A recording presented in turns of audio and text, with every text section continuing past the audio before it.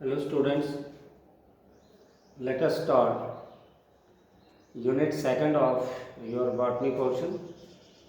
We have already completed first unit of botany and I have sent almost all the videos pertaining to your syllabus, and within some days I would send you PDF regarding the notes of unit first. But I may stress you that you should go for hard revision so that you may remember all the material and go for thorough studies. Dear students, second unit is plant kingdom. Whitaker in 1969 suggested the 5 kingdom classification, that is Monera, Protista, Fungi, Animalia and Plantae. Plant kingdom has changed over time. Fungi and members of Monera and Protista have cell walls, have now been excluded from Plantae. Similarly, cyanobacteria, also referred as blue-green algae, are not algae anymore. वाइटेकर 1969 में उसने suggest किया, हमने पीछे classification की थी कि हम पूरे पौधों को 5 किंगडम में डिवाइड कर सकते हैं, और किया भी उन्होंने। 5 क्लासेस बनाई। जैसे मान लो हमारे पास स्टूडेंट्स किसी स्कूल में आ जाते हैं तो हम 5 क्लासेस बनाते हैं ताकि उनका एज ग्रुप के हिसाब से डिफरेंट जो है उनकी डिटेल स्टडी नोट की जाए। तो इन्होंने भी वाइटेकर 1969 में उसने 5 किंगडम बताए, जिसमें मोनेरा, प्रोटिस्टा, फंगी, एनिमेलिया और प्लांटी जो है ये 5 किंगडम बनाए। लेकिन लेटर ऑन चेंज हुआ, फंगी और मोनेरा क्योंकि इनमें सेल वॉल भी थी, प्रोटिस्टा, इनको प्लांटी से हटा दिया गया। सिमिलरली साइनोबैक्टीरिया जो पहले जिनको ब्लू ग्रीन एल्गी भी कहते थे, जो पहले एल्गी का पार्ट होते थे, फिर अब इनको डिफरेंट क्लास दी गई। अब क्लासिफिकेशन जो डिफरेंट ऑर्गेनिजम्स की डिफरेंट टाइम पे हुई है, थोड़ा सा उसकी इंट्रोडक्शन। 2 किंगडम क्लासिफिकेशन लिनियस ने दी 1735 में, मैंने फर्स्ट यूनिट में भी आपको बताया। 3 किंगडम जो है क्लासिफिकेशन, जिसने कहा कि पूरे पौधों को 3 क्लासेस में बांटना चाहिए, वो 1866 में दी गई, और जिसमें 3 क्लासेस बनाई गई, प्लांटी, एनिमेलिया और protista.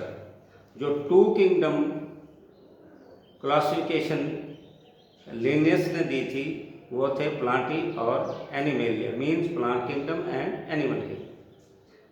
2 kingdom classification, 3 kingdom classification, 2 वाली जो है 1735 में लिनियस ने दी, 3 वाली 1866 में हैकल ने दी, और 4 वाली कोपलैंड ने 1956 में दी, जिसमें उसने बताया कि पूरे प्लांट किंगडम को 4 क्लासेस में डिवाइड किया जाता है, Plantae, animalia, protista and Monera. इसके बाद 1969 में वाइटेकर ने कहा कि हम प्लांट्स को 5 क्लासेस में डिवाइड कर सकते हैं, Plantae, animalia, protista, fungi and Monera. इसके बाद 6 जो क्लासेस में डिवाइड किया गया वो वैसी था 1977 में। उसने कहा कि इंस्टेड ऑफ 5 क्लासेस इसको 6 क्लासेस में भी हम डिवाइड कर सकते हैं, और उसमें थे plantae, animalia, protista, fungi, monera और archaea. The earliest system of classification used only gross superficial morphological characters such as habit, colours, numbers and shape of leaves. शुरू में जो क्लासिफिकेशन आई वो किस बेस पर आई, पौधे का कलर कैसा है, ग्रीन है, ब्राउन है, येलो है, उसके लीव्स कैसे हैं, उसका साइज कैसा है, वो कहाँ पे उगता है, कहाँ पे ग्रो करता है, मीन्स सिर्फ एक्सटर्नल कैरेक्टर्स लिए गए, that is known as morphological characters. They were mainly based on vegetative characters or on androecium structure. Such systems were artificial. इसको artificial system भी कहा गया क्योंकि इसमें सिर्फ external characters लिए गए. Natural classification system start हुआ. These systems were based on natural affinities among the organisms and consider not only external features but also internal features like ultrastructure, anatomy, embryology and phytochemistry. अब second classification जब आई, जिसको हम natural classification कहते हैं, सिर्फ शक्ल के बेस पर ऑर्गेनिज्म को क्लासेस ना बनाए जाएं, उनकी इंटरनल स्ट्रक्चर जिसको एनाटॉमी कहते हैं, उनके सेल स्ट्रक्चर, उनके केमिकल्स बॉडी में कौन कौन से हैं जिसको फाइटोकेमिस्ट्री कहते हैं, या उनके एम्ब्रियो किस शेप का है, किस टाइप का है, इस बेस पर जो क्लासिफिकेशन की गई उसको नेचुरल क्लासिफिकेशन सिस्टम कहा गया. Such a classification was given by George Bentham and Joseph Dalton Hooker. ये क्लासिफिकेशन जॉर्ज बेंथम और जोसेफ डेल्टन ने दी थी. और उसके बाद आया फाइटोजेनेटिक क्लासिफिकेशन सिस्टम. इस वक्त जो है at present classification based on evolutionary relationship between various organism is acceptable. आज हम कौन सी क्लासिफिकेशन को एक्सेप्ट कर रहे हैं, जो इवोल्यूशन के बेस पर हो. जैसे हम कहते हैं कि we have been originated from unicellular organism. Science ये कहती है कि इस अर्थ पे सबसे पहले यूनिसेल्युलर ऑर्गेनिज्म बने, उसके बाद ये ऑर्गेनिज्म जो है वो दो तरह के हो गए, कुछ मूव करने लगे, कुछ मूव नहीं करने लगे. फिर ये यूनि से मल्टी सेल्यूलर ऑर्गेनिज्म बने. मल्टी सेल्यूलर दो तरह के हो गए, एक स्टिल एक ही जगह पर रहने लगे, एक मूव करने लगे. जो मूव करने लगे वो एनिमल्स हो गए, जो मूव नहीं करने लगे वो प्लांट्स हो गए.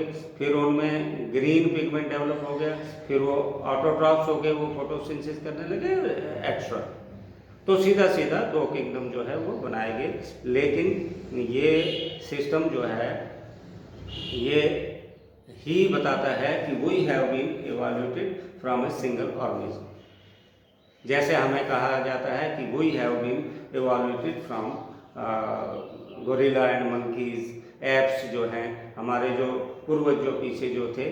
इवोल्यूशन थ्योरी ये बोलती है कि उनमें चेंजेस आते गए, एनवायरमेंटल चेंजेस के साथ साथ उसके जीन्स में चेंजेस आई, तो हम जो है इस तरह से इवॉल्यूट हुए हैं. जैसे ह्यूमन बीइंग में कहते हैं कि शुरू में टेल हुआ करती थी. With the passage of time जब दो पैरों पे चलना इंसान ने सीख लिया तो टेल का फंक्शन खत्म हो गया.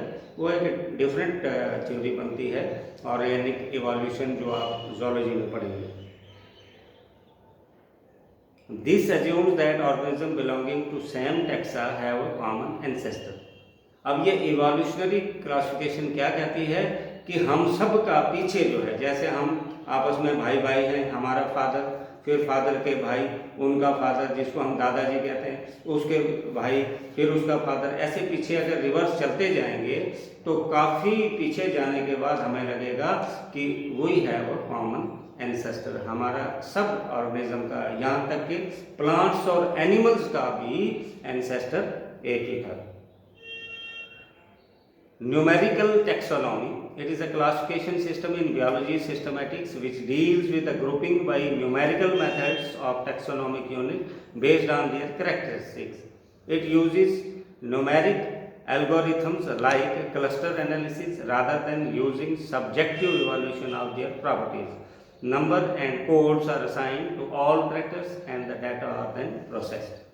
इसमें न्यूमेरिकल टैक्सोनॉमी में कुछ नंबर्स दिए जाते हैं. जैसे हम कलर को 1 दे देंगे, साइज को 2 दे देंगे, उसके सेल वॉल है या नहीं है उसको कोई कोड 3 दे देंगे. अब देखेंगे कि 1 वाला जो है कोड किस किस में आता है, 2 वाला कोड किस किस में आता है, 3 वाला मीन्स हम उनको नंबर अलॉट करते हैं और उस नंबर के बेस पर हम क्लासिफिकेशन करते हैं। Such a classification is known as numerical taxonomy. तो ये जो समय समय पर जैसे जैसे चेंजेस आते गई, आपने कल की वीडियो अगर देखी होगी उसमें भी मैंने आपको बताया था कि ये जो हमारी क्लासिफिकेशन है इट इज़ एवर चेंजिंग, क्योंकि न्यू ऑर्गेनिज्म आते जाते हैं, न्यू मेथड्स आते जाते हैं और उसको उनको एकोमोडेट करने के लिए, उनको नॉमेनक्लेचर करने के लिए ये जो है क्लासिफिकेशन चेंज होते रहती है। तो ये थोड़ा सा ब्रीफ हिस्ट्री मैंने पीछे वाला आपको बताया। मेरी आप सभी से अभी भी रिक्वेस्ट है कि आप चैनल को सब्सक्राइब कर दें, वीडियो को अच्छी तरह से देखें और बार बार सुनें। ऑनलाइन का सिस्टम है, आपकी ऑफलाइन क्लासेस कब लगती हैं, कैसे क्या होता है, तो मैं ज़रूर आपको सजेस्ट करूँगा कि इस टाइम को बड़े सीरियसली लें, बहुत अच्छे तरीके से रिवाइज़ करें और कहीं पर भी आपको क्वेरीज आती हैं तो मुझे ज़रूर पूछें। Thank you very much.